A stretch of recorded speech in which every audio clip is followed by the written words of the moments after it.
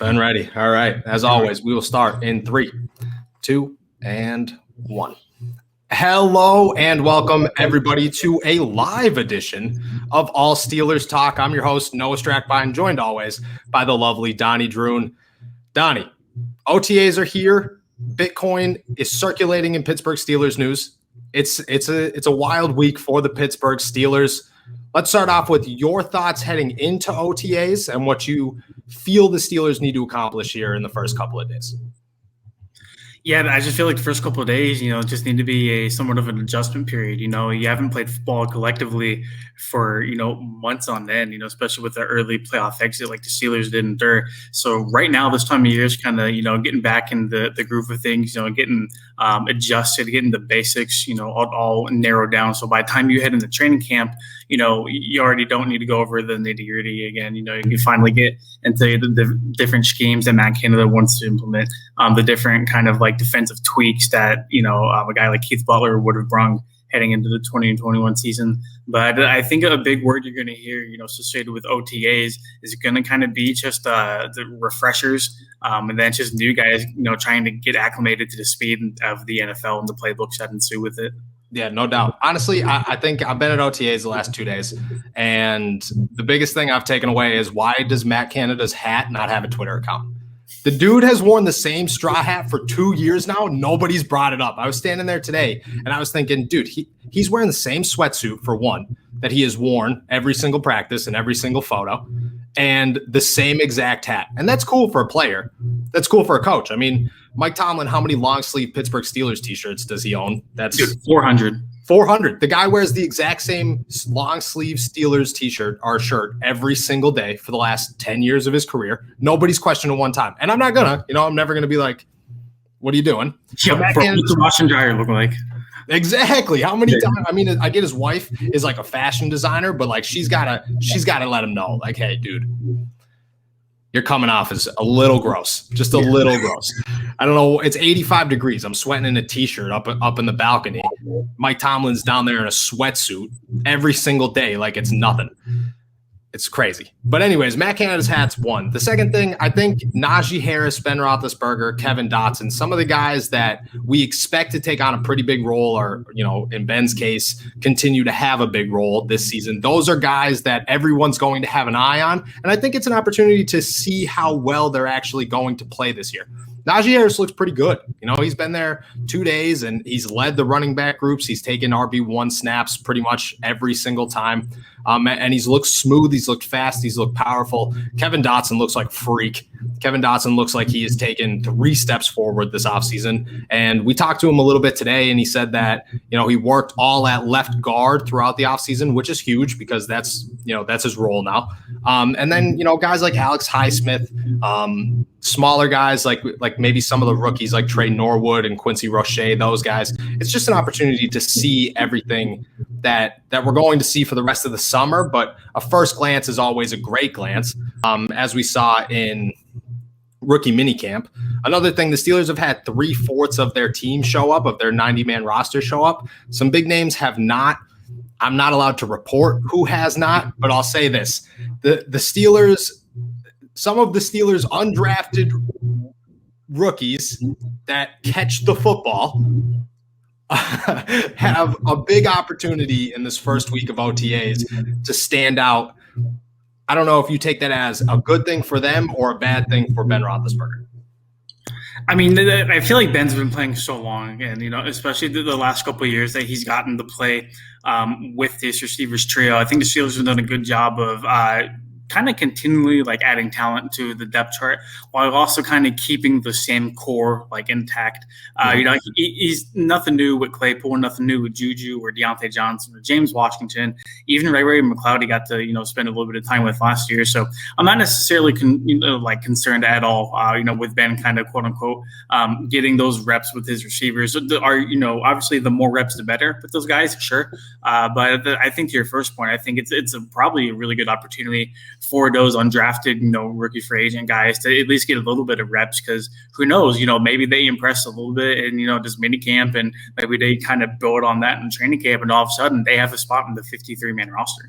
Yeah, no doubt. And I think that there's a lot of guys out there that have that opportunity. Lamont Wade's a guy that has stood out. He's taken a lot of reps, whether it's at safety or at corner or at kick and punt return, which is great. Also, guys like Cody White at wide receiver has stood out. Dax Raymond has taken a bunch of reps everywhere because the Steelers just don't have, everybody showing up quite yet, which will come. I mean, it's OTAs. Ben is here the first week, and then he goes to Bermuda for 3 weeks, and we never see him again. So that's just how it works. At the same time, there are guys that have stood out or have not stood out and maybe seem to have fallen back into a role. I would say the biggest name there is Benny Snell Jr. Right now, Benny Snell just looks slow. Like he just looks like a guy who doesn't have the same build and the same athleticism as the rest of the guys. And I think maybe last year you watched this group and you looked at the running backs, and when James Conner is the lead guy, and that's where everybody's looking to be. And Benny Snell might have been like here compared to it. But now Najee's up here and Benny Snell's here, and it's just a gap. And you could see for the first time in a couple of years how significant it was between top tier talent in the NFL and what the Steelers have been looking at, which is good and bad at the same time. Yeah, definitely. First of all, shout out to Derek in the chat. Greetings from Mexico. Hola, ¿cómo estás? Hey. Thanks for popping in. Appreciate you. But no, it's just kind of going back to Benny Snell kind of looking slow. And I know we're picking on, minuscule stuff here. But when you're running footwork drills with guys like Najee Harris, Jalen Samuels, Anthony McFarland, you're going to look pretty slow. That's kind of how it is. We never expected Benny Snell to have those kind of light feet. We know what Benny Snell's here for. He's here to get those nasty 1 or 2 yards in the cloud of dust if the Steelers really need it. I think the Steelers know that, and I think Benny Snell knows that. Now, granted, will that kind of limit his role and cut into his playing time? Absolutely. I mean, the Steelers wouldn't have drafted Najee Harris at the 24th overall pick if they didn't plan on implementing him.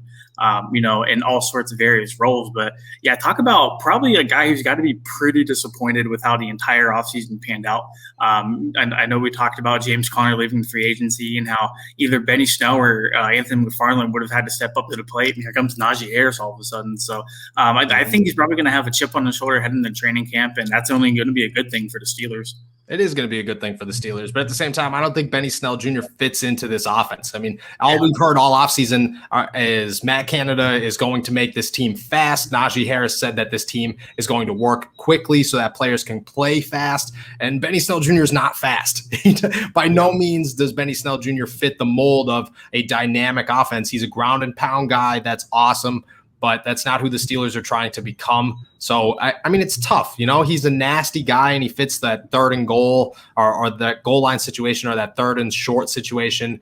But, it's tough to say that he has a big role. Can we explain the limitations that can't? Yeah, I would love to throw that out there, Steven. That would be fantastic. You can't report anything, if we're going to be honest. I can't let you know how many guys have been there, if anybody's changed their number, wink, wink. And, whether or not players are playing certain positions or the other. What I could tell you is that most people that are there look good. Ben looks good, and that's what I want to talk about next. Ben looks real good. He looks sharp. He's throwing 50-yard dimes. That video that I put up with him and Najee Harris exploded, and for good reason. And for anybody who said that Ben Roethlisberger threw a bad pass, I mean, it was not a bad pass. By no means was it a bad pass. All the last 2 days, all he's done is throw dimes 30 yards down the field, and that's exciting. Hey, what'd you make of the video that kind of sort of went viral on Steelers Twitter of Mason Rudolph overthrowing a open receiver by 5 yards with nobody around him? All I'll say is, I'll say a lot, actually. Dwayne Haskins looks skinny. He looks accurate. He looks like he's throwing a little high. I'll say that. Dwayne Haskins does look like he's throwing a little high. Mason Rudolph, I mean, he looks like Mason Rudolph. Josh Dobbs looks pretty good. Josh, I was talking to shout out Nick Farbaugh over at Steelers Now. I was talking to him today, and he's somebody who's an advocate for a mobile quarterback in the Pittsburgh Steelers locker room, because I'm a guy who thinks Josh Dobbs is at the bottom of the totem pole right now. But Josh Dobbs looks pretty good, and Mason Rudolph, I mean, what do you think of Mason Rudolph overthrowing an open receiver? I think it's minicamp and OTAs, and I'm not going to put very much stock into it. I'm sure we could find video clips for almost all of these guys, making these, little minor mistakes. Granted, is he coming for a Big Ben's job this year? No, probably not. I mean, but, Rudolph did get an extension in the offseason, so that at least tells you that the Steelers at least want him around for a year or two more. I just think Rudolph already kind of has that second spot slated. I don't see Haskins performing phenomenally in mini or training camp or even the preseason. I don't see Josh Dobbs kind of doing the same thing. And we've kind of held that sentiment throughout the entire offseason that the quarterback battle is going to be for that final third quarterback spot in the active roster. And obviously it's going to come down to, a guy like Haskins or Dobbs, granted if Rudolph does stay in that number 2 spot. Yeah, I mean, it's not like a big competition of who's going to be the number 2 guy. I do think that I think it's more open than you think. I think that Dwayne Haskins and Josh Dobbs both have an opportunity to make this work and to turn this into their backup job. But that's more on Mason Rudolph losing the job than it is them winning the job. But overthrowing guys, I mean, it doesn't look good. Like you said, though, it's OTAs. It is what it is. For those that we have talked to, for the players that we have talked to in 2 days, the biggest thing that stood out is Cam Heyward defending Ben Roethlisberger, which we'll continue to talk about here. But for those who have not seen it, this is what Cam had to say yesterday. We lost the game last year. Man, I think we're just blowing it out of proportion. Dude went 11-0 to start the season. How many other quarterbacks did that? And I think we can sit up here and talk about, we lost the game last year. We lost to the Cleveland Browns. Okay, so be it. We fell off at the end. We still made the playoffs, but I'm not here to, say my quarterback's not able to do it. I've seen this guy win Super Bowls on TV. I've seen him day in and day out compete. And, you just get frustrated because, I know Ben puts in work and I know how much he cares about this team. If he didn't want to do it and he didn't, if he was just here for the money, that's one thing. And I don't think we would ever have to worry about that. But when he steps in this building, he's 100% dedicated to this. So when I hear the bad mouthing about him being, a not great quarterbacks, and then everybody's ready to elevate other quarterbacks, I'm like, what have they done? This guy is a proven winner, but yet we're ready to discount him.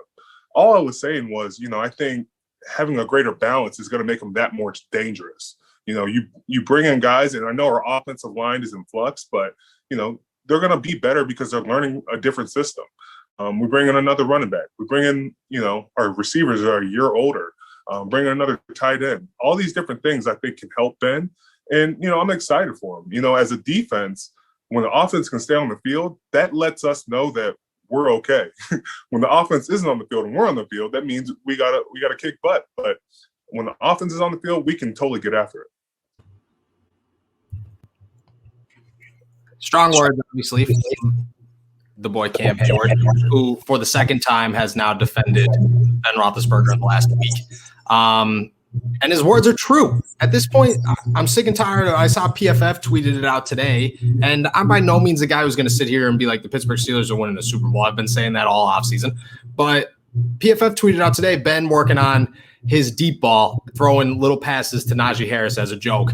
And it's just been Ben slander all offseason for zero reason.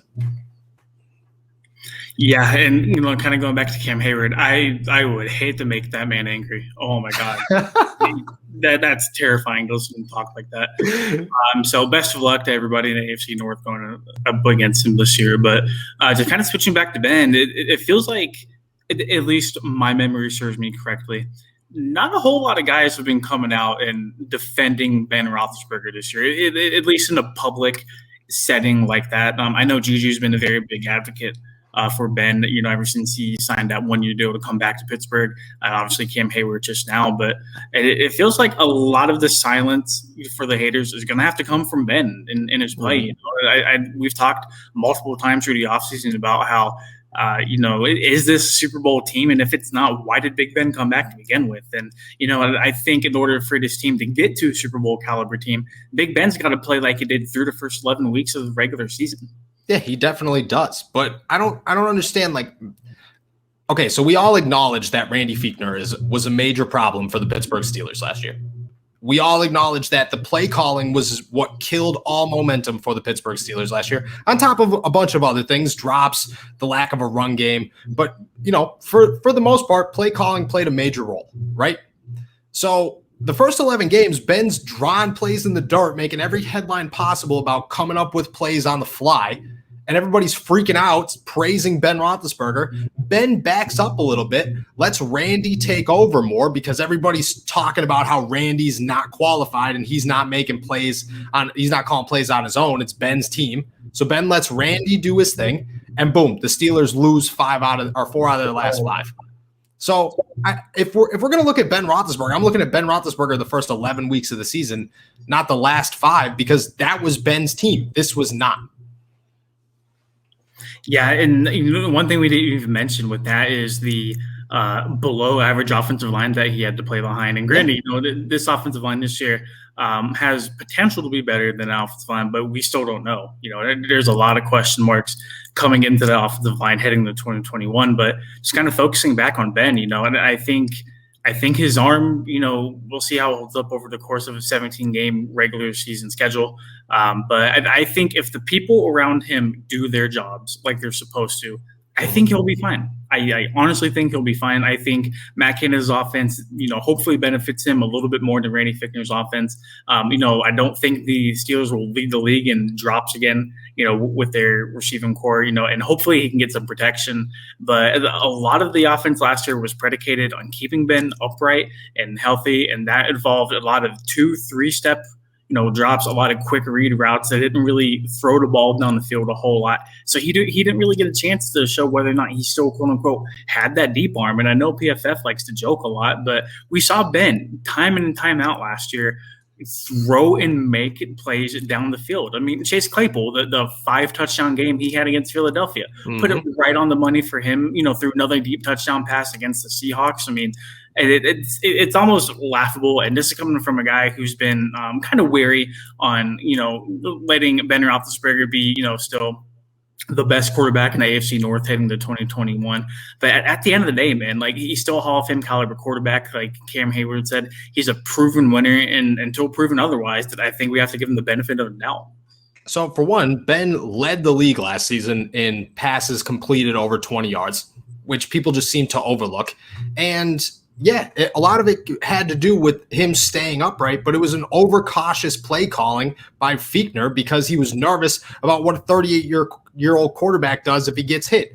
Well, guess what? If this is Ben's last ride, and this is it, this is ride or die, or win the Super Bowl, or I'm going home, well, take a couple of hits. Who cares? Ben lived his whole career. I mean, we've talked about it time and time again, that Ben Roethlisberger is a guy that when we were 16, 17 years old watching this guy, we were thinking – he's playing until he's 30, 35 max because he's getting smoked all the time. And now all of a sudden Ben can't take a hit. I don't understand where that came from, because the dude's never been hurt ever. His only major injury was a non-contact injury. He's shown no signs of deteriorating over time.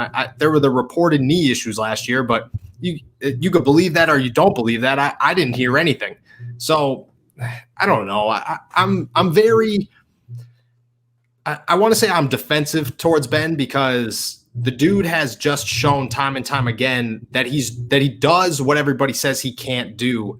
And yeah, the Steelers' success relies on him, but they went 11-0 when they leaned on Ben Roethlisberger in 2020, and I have no issues with them doing it again in 2021. But it could get harder, and that moves us into the Julio Jones, whatever you want to call it, the Julio Jones showdown between him and Atlanta and whoever could be the biggest bidder and get the star wide receiver this season. And right now, you told me before the show that the list is the New England Patriots and the Tennessee Titans, but I have a funny feeling that the AFC North is not ruled out, and the Baltimore Ravens would clearly lead that list. You said their odds were plus 300 as of right now.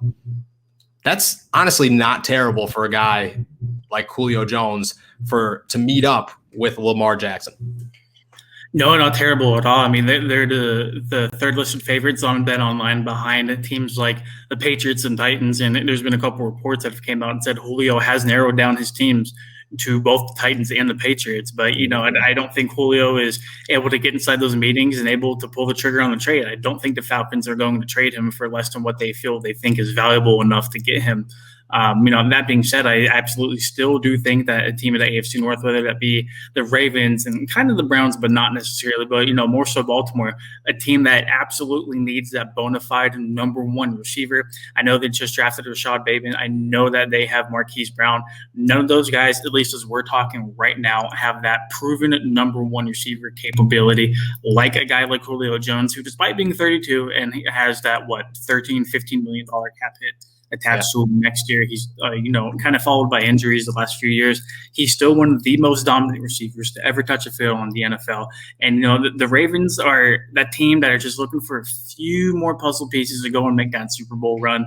And I think Julio Jones can be a big part of that. Julio Jones fixes pretty much everything. Let's be honest. If you have Lamar Jackson, who has not been able to find a wide receiver for the life of him over the last 2 years, and you add Julio Jones to the mix, you've immediately become 10 times better.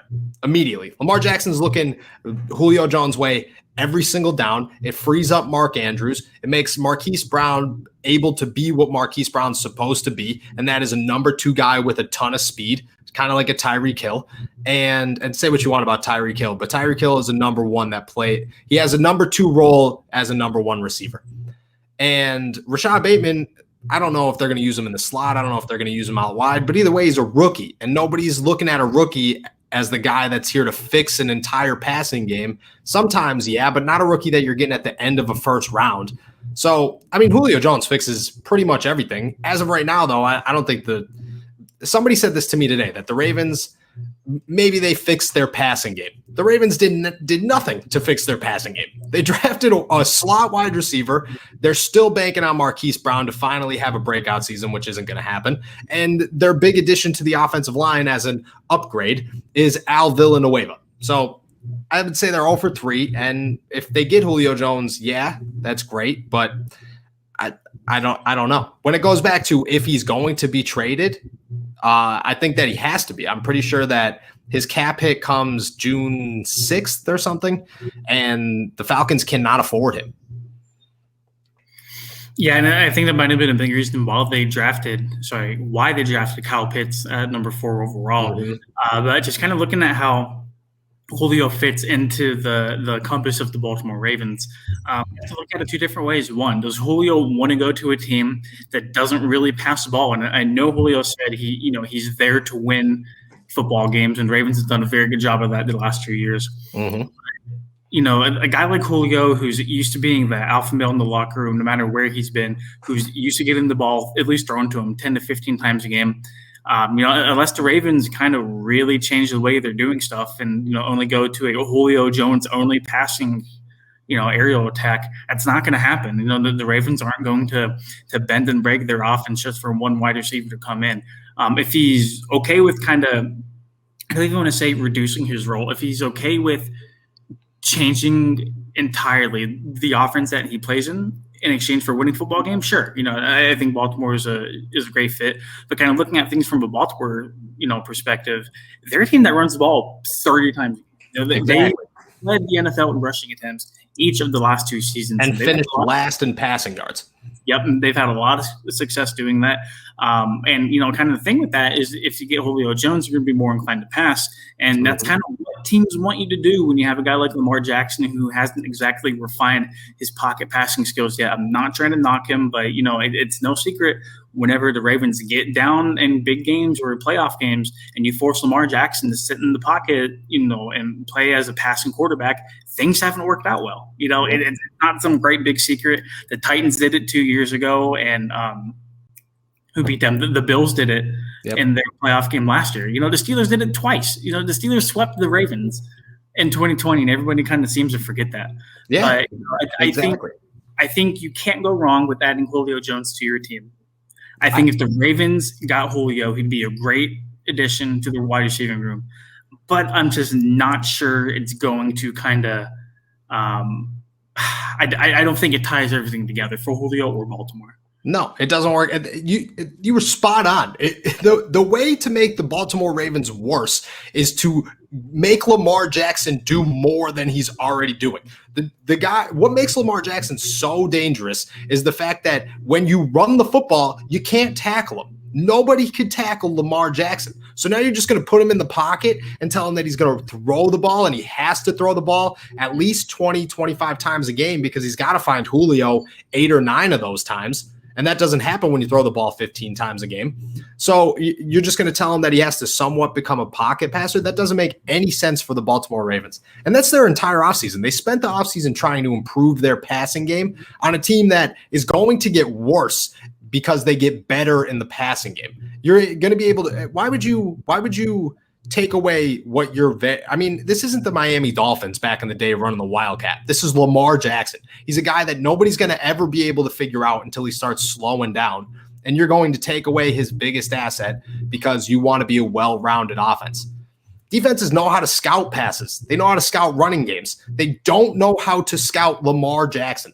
And by adding Julio Jones, you're just telling defenses, hey, well, they're probably going to throw the ball, and chances are they're going to throw it to that guy because he needs his catches. Doesn't 100%. I think that's a big thing too. Like if Lamar has really turned around his ability to stand in the pocket and deliver those nice crisp passes, we're wasting our time. I mean, that team should be winning consecutive Super Bowls. I don't care who Patrick Mahomes is. I don't care who Josh Allen is. If Lamar Jackson can figure out how to effectively throw a football at a high level with Julio Jones at his disposal, cancel. It's over. It's over. don't get me wrong. To this point, he can't. He has to do that. Kind of like you said, what makes Lamar so special?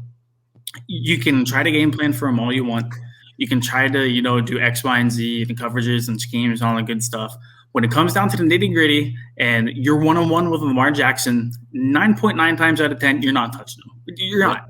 He's a human highlight reel with the ball in his hands. And that's what makes their running attack so great as well. You can't – whenever Lamar's doing his nice little read option with J.K. Dobbins coming up the middle – you can't entirely disregard Lamar Jackson. That frees up, a little bit of space up the middle for a guy like Dobbins and the 14 other running backs that the Ravens have to go and do damage, in the running game.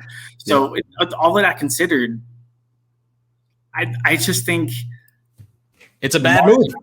Yeah, I call it a bad move because getting Julio Jones, no matter what, especially if you're not giving up a first-round pick, isn't a bad move.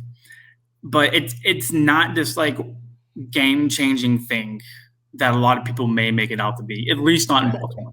Exactly. And you're going to take on a $13 million cap for a guy that is going to make your team better, no doubt. But for $13 million, you want Julio Jones. You don't want Julio Jones in a running offense. That's not what you're looking to take on $13 million to do. So for every other team, this makes great sense. You could go to Dallas. He could go to the Dallas Cowboys, which he's not. And, Shannon Sharp, whatever you feel about Shannon Sharp, you feel about Shannon Sharp. But he's not going to Dallas. But even if he did, in a wide receiver room that's already loaded, just like Pittsburgh, so wide receiver room that's already loaded, it still makes more sense for them because they'll take on a $13 million cap for a guy who is immediately going to be a superstar on that team. In Baltimore, Julio Jones is not a superstar. He's just a guy that takes up a lot of attention, and he makes your offense better. Doesn't make your offense great. And for $13 million, doesn't make any sense to me. Another free agent, this time potentially was going to come to Pittsburgh. That's been shut down. ESPN predicted that Russell Okung, if I said that correctly, it was going to head to Pittsburgh on a 1-year, $6.5 million deal. Okung took to Twitter to let everyone know that is not happening because the Steelers can't afford him and that he's only being paid in Bitcoin. Let me tell you this before we get into this. Okung transferred half of his $13 million contract in 2020 with the Carolina Panthers into Bitcoin. At the time, it was like $23,000 or something per coin. That turned into about 6.5 million, turned into about 10.3 million or 10.6 million within 1 year. So the dude knows what he's doing. I'm not going to deny that.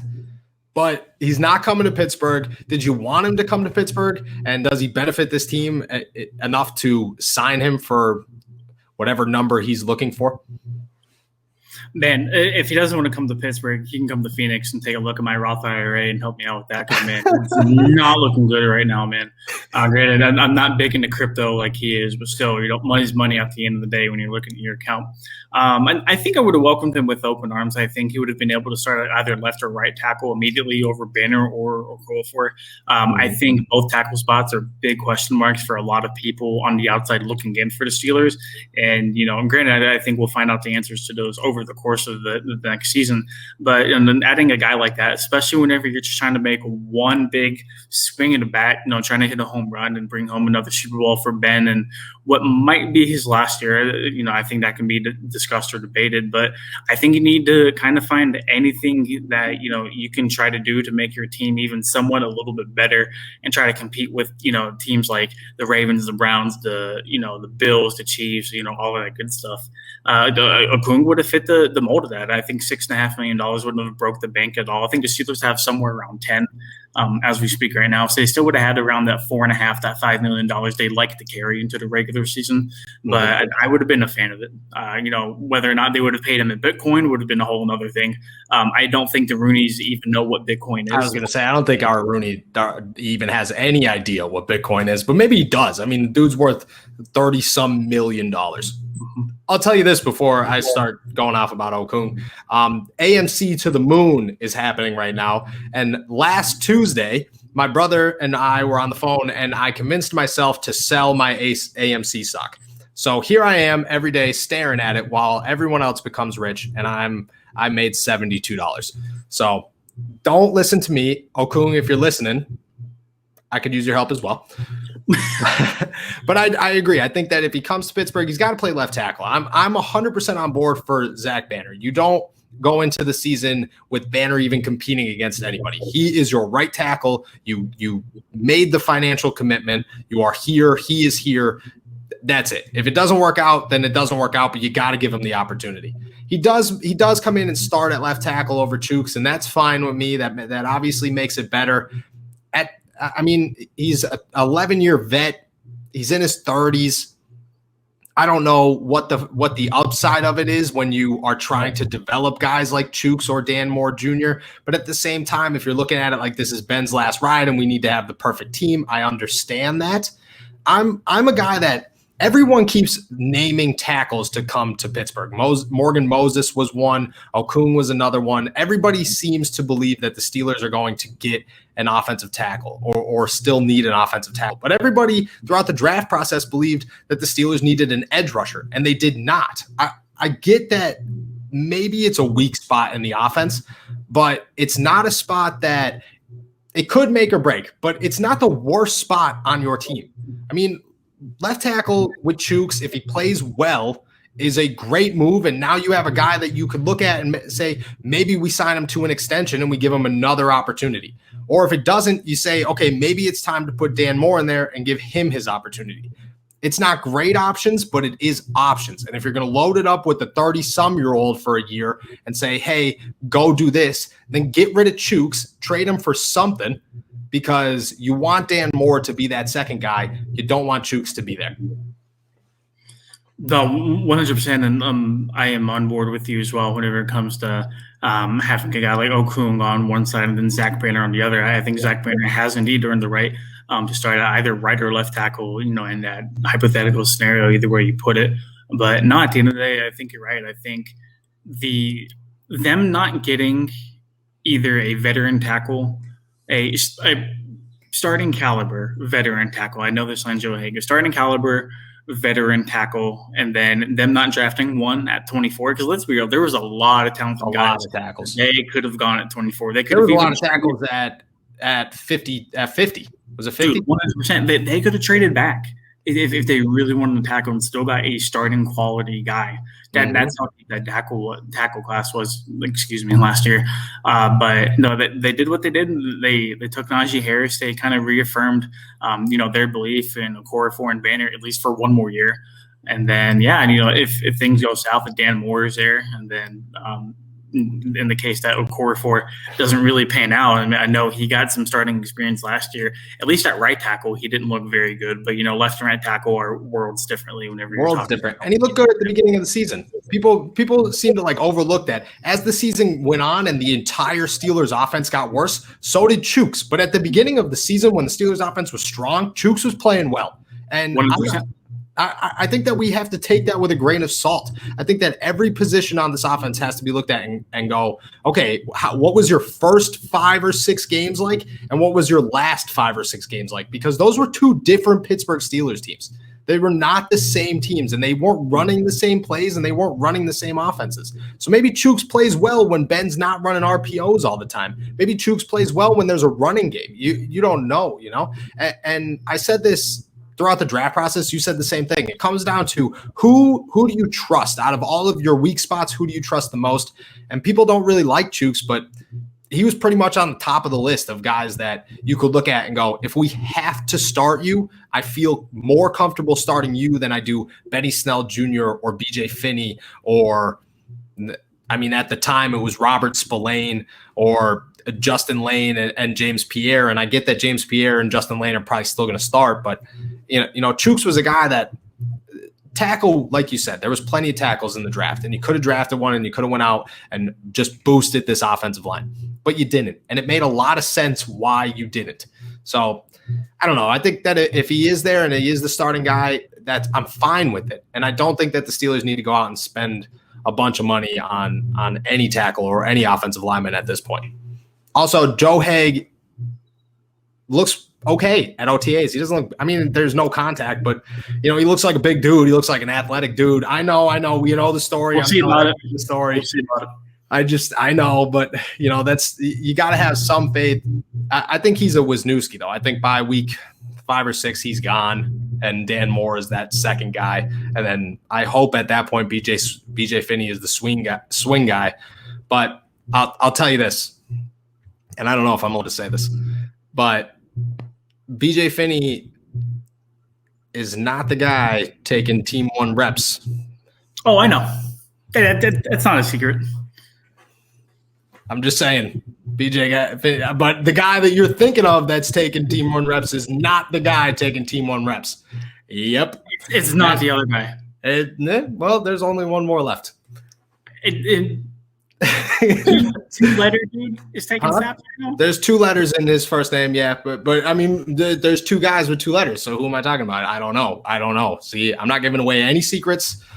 I'm just saying that right now, as we stand 3 days into OTAs, 2 days into OTAs, people might be a little surprised. Remember last year whenever they put Matt Filer at guard, and they're like, oh, well, this is just the best lineup right now. And I'm like, bro can't play guard. Like, I don't know what he's doing there. And they're like, oh, Kevin Dotson doesn't know the offense, this, and that. I'm like, okay, well, Matt Filer really can't play at guard. He needs to go back to tackle. And then they played him at guard. This is giving me those same exact vibes right now. That's the exact same vibes. But again, Banner's not practicing right now. He's still rehabbing. The rookies are only a week and a half into this. They're still learning the playbook. And everything's just getting kind of tossed around. But I don't know. Take it as you will for those of you who are worried about those things. Before we head out, from what I'm hearing and from what seems to be the connections tying, the Pittsburgh Steelers are on their way back to Latrobe and St. Vincent College this summer for training camp. I don't really know what there is to talk about, but I do know that that's super exciting for everybody and the fans. The NFL announced that fans could attend training camp. They also fully expect there to be full capacity at NFL stadiums, which is huge. And they said that 30 out of 32 teams have already been approved to have full capacity. The Pittsburgh Steelers, I do believe, are one of them. So that is ginormous, changes the entire landscape of a Pittsburgh Steelers season. And if this is Ben's last ride, there is no better way to go than with a screaming Heinz Field on your back. So hopefully everybody takes that and smiles a little bit, especially after the news that I just gave 3 minutes ago. Thank you, everybody, for jumping on and joining us at another episode of All Steelers Talk. Find us everywhere you find your podcast, and we will see you next week.